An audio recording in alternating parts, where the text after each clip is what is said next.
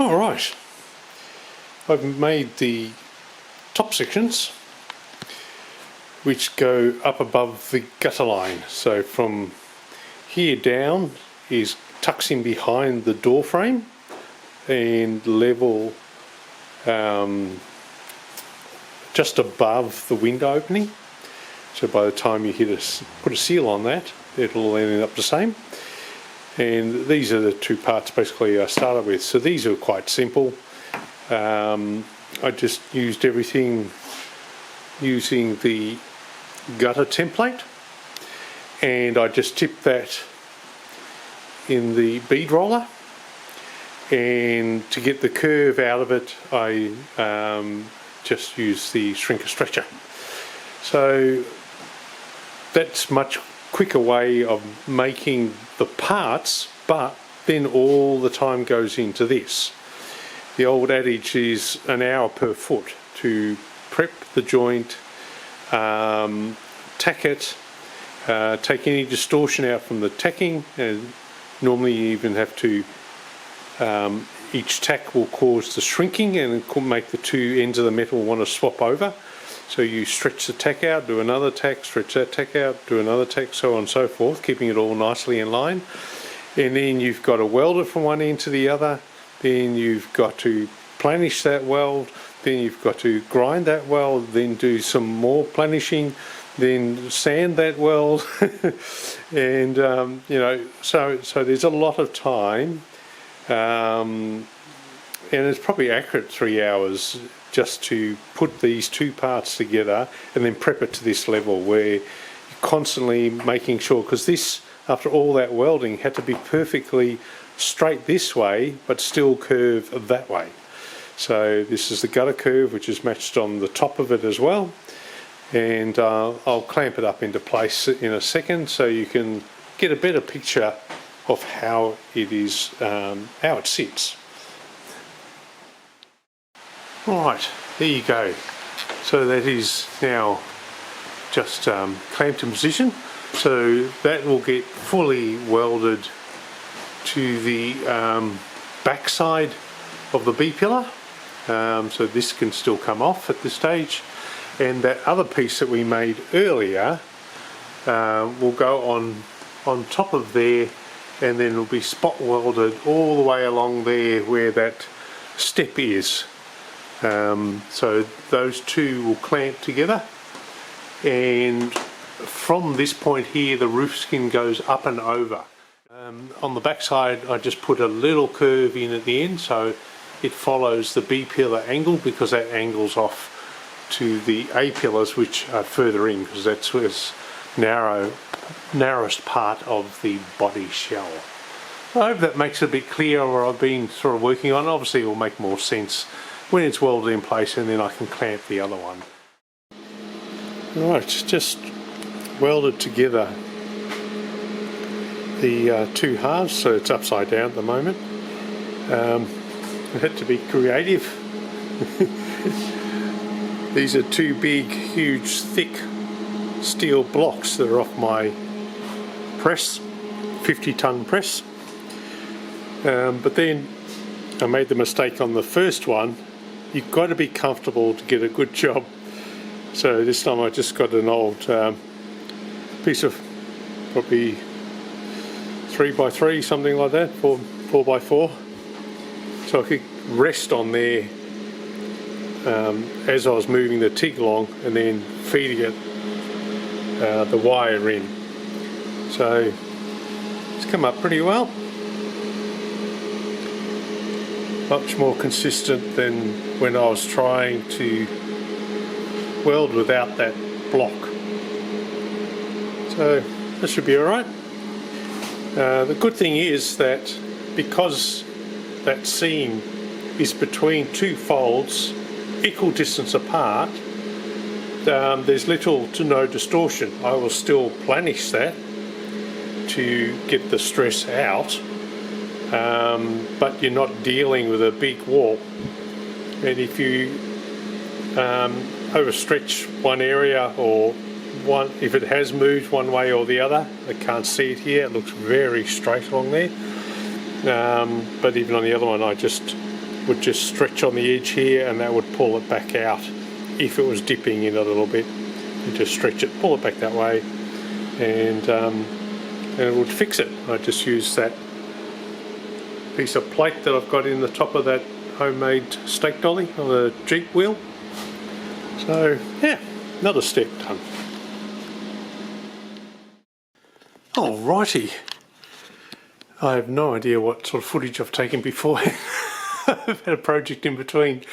Look at it all. I got bought underfloor insulation and packed my door with it all. It took me a couple of days to get everything all cut, and did the other door a bit as well. So you got to remember that my neighbour's house is only 20 feet from that wall right there. So I like my neighbours, and if there's something I can do to quieten the noise I make during the day, then I think it's well worthwhile. So I'll try and keep the door down especially when I've got bigger grinding projects, but when I'm welding and that sort of thing, I'll leave it up so the fumes don't build up in here, because that's just not good for my health. Anyway, check this out. I've got the first rear one. To me, that looks awfully high above that, and I'm talking about this here. The idea is the brace will be spot welded, so there'll be a flange come down here, it'll come across here, and then spot weld all the way across that flange. So that stiffener, and that's what all that is a stiffener that'll go all the way to the front.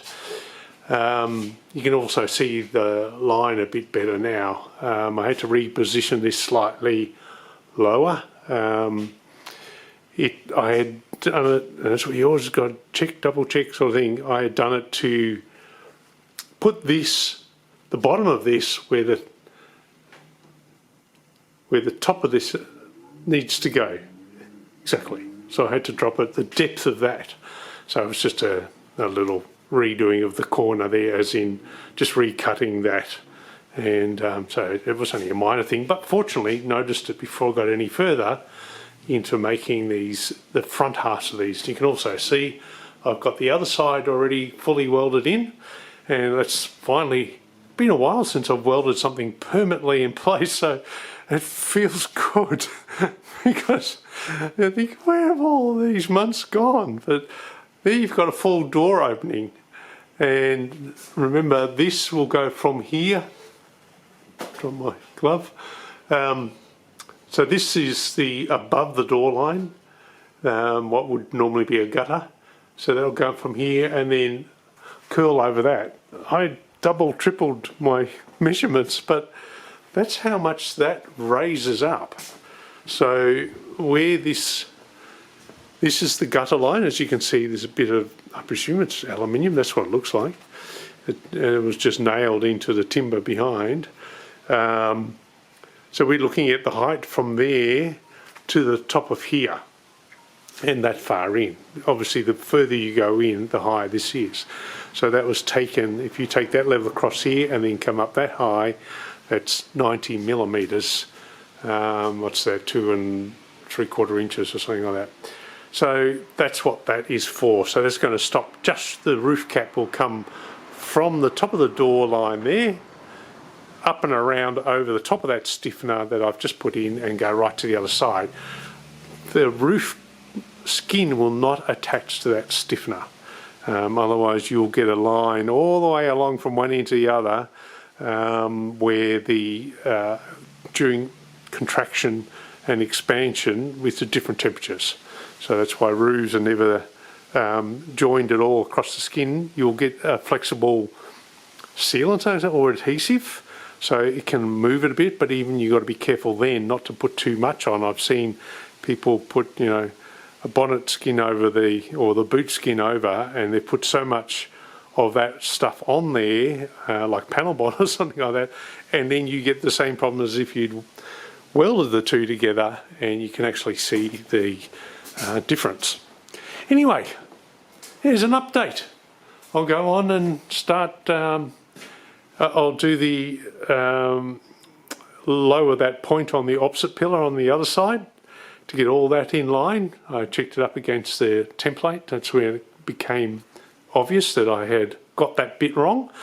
And then I will start laying out the back piece of that stiffener that's going across, and that will tie into the front here.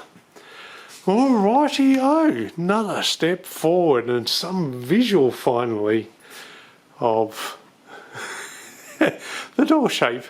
Of course, you'll have another window here where it drops back down, because that is the back of the vehicle there, the very back of it already. So you've just got a little window there that will fit in over the rear parcel shelf, and that completes the length of the car. Well, at least from pillar to pillar. Woohoo! You got a milestone. You've got to take these victories of achieving a section. If you think you can only celebrate when you get to the end, then you've got a very long wait and could be discouraged. But I feel now, for the first time, something 1930s is taking shape. Because really everything up until now still looked like 2014 from the donor vehicle, but the arch, the cathedral-like windows that my wife loves so much, and I've grown to like them too, I must admit. She was right, but really gives it that 1930s sort of tone to it, because you would never find that sort of shape, that window shape, in on today's vehicles. So really, it's really good to see the bones starting to take shape of how it will become, and proportions too, because don't forget that's your door height, and from just above the dash there, I don't know if you can see the black line that goes through, that is your window height. So the window is only just from here to this point here, well, lower than that actually, to the bottom of that, as in the glass size. The door goes up to the gutter line there, and then the roof cap goes around like that and picks this up here. So the roof cap will come around and over the top of that. So later I will brace I'll come down here about 13 mil, half an inch, come across on a 45-degree angle, and then across this gutter here, and it will get spot welded all the way along here, and then all the way along there. From one end to the other, there will be a continuous brace on a 45-degree angle, just like you find, well, what I found in the original donor vehicle, and you'll find on modern cars, to really brace across that. I know it's nothing, normally when you steel out you wouldn't be putting that much bracing in it, but this is being built as a unibody design, even though it's going to have chassis rails as well, but they're welded in solid. So all that will just stiffen it up, and basically a sheet metal cage, if you like, just like a modern vehicle.